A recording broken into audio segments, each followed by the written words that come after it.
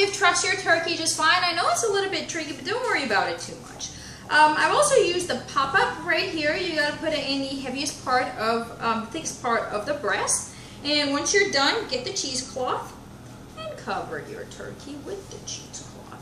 Now, the benefits of the cheesecloth are a lot. It helps your turkey not over brown, and it helps it cook a little bit better. And when you put the butter on top of it, it keeps those flavors on top of the turkey because it just holds it in the cheesecloth itself instead of just dripping it all over the place. So what you got to do is just put the cheesecloth on top and just rub the skin.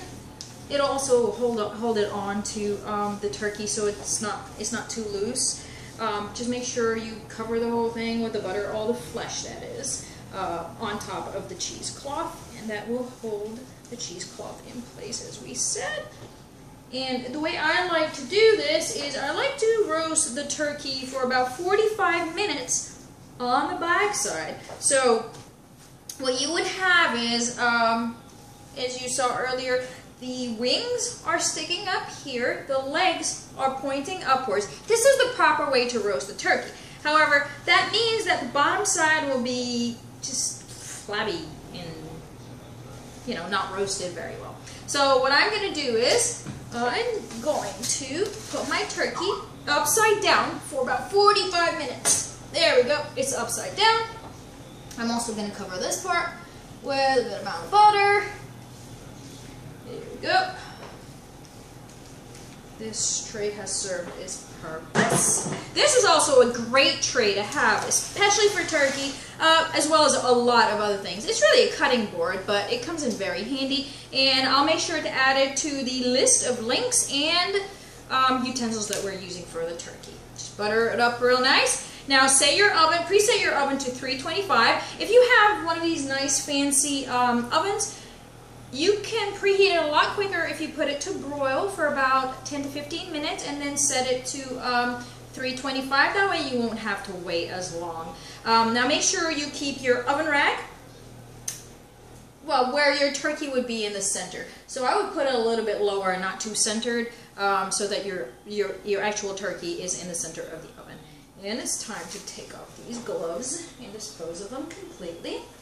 We're going to roast it upside down for 45 minutes, and then we're going to flip it around. We're going to butter the top again on the cheesecloth. That way all these juices actually will fall into the vegetables. And I added all my leftover aromatics to the bottom as well. Now, we're going to put this in 45 minutes. Flip it over, butter it, put it in for an hour. We're going to take it out, add 7 cups of the broth. I will see you after adding 7 cups of broth. Here we are back to the amateur kitchen many hours later. We've, just to recap, here's our turkey. It's not done yet, but we prepared our roasting pan with all our vegetables. We prepared our aromatics, our herbs. We made our herb butter. We washed the turkey. We've reserved all the yumminess inside.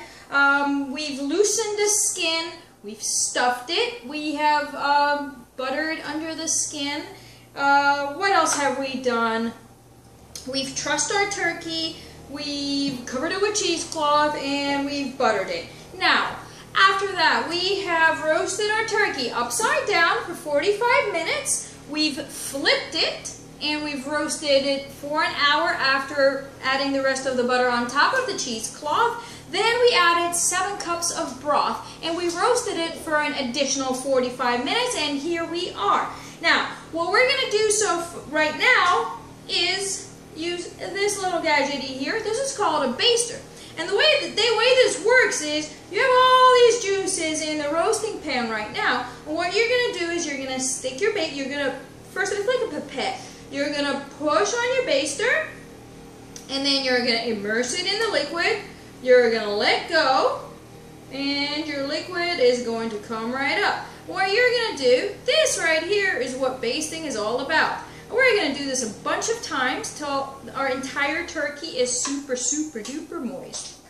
Now, what you also may want to do at this point, which I like to do it now because I don't like waiting until the turkey's done to make my gravy.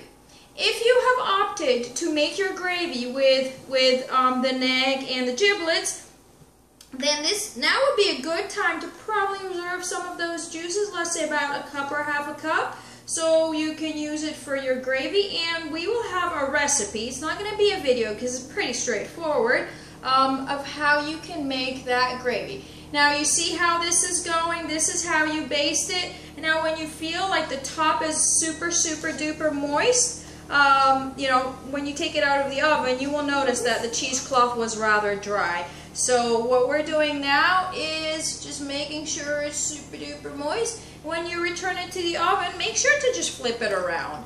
Now we're going to go for, now this is my turkey. My turkey is 15 pounds. The rule of thumb generally is about 13 minutes per pound of turkey. So depending on your turkey, this is how long you should gauge your cooking time. And again, we have that little pop-up that's going to pop up when our turkey is done.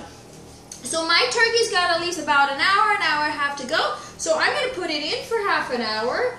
I'm going to take it out, baste. Well, you don't really have to take it out, but I'm taking it out just to show you. When I do it next time, I'm not going to show you. Next video will be with the final product. So every half an hour of your turkey until it's done, just make sure you baste it so it remains nice and moist.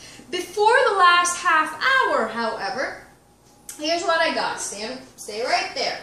I got a package of turkey bacon. Now, you can definitely use your own regular bacon, but again, I'm just trying to make things a little bit healthier and lighter, so I'm using turkey bacon.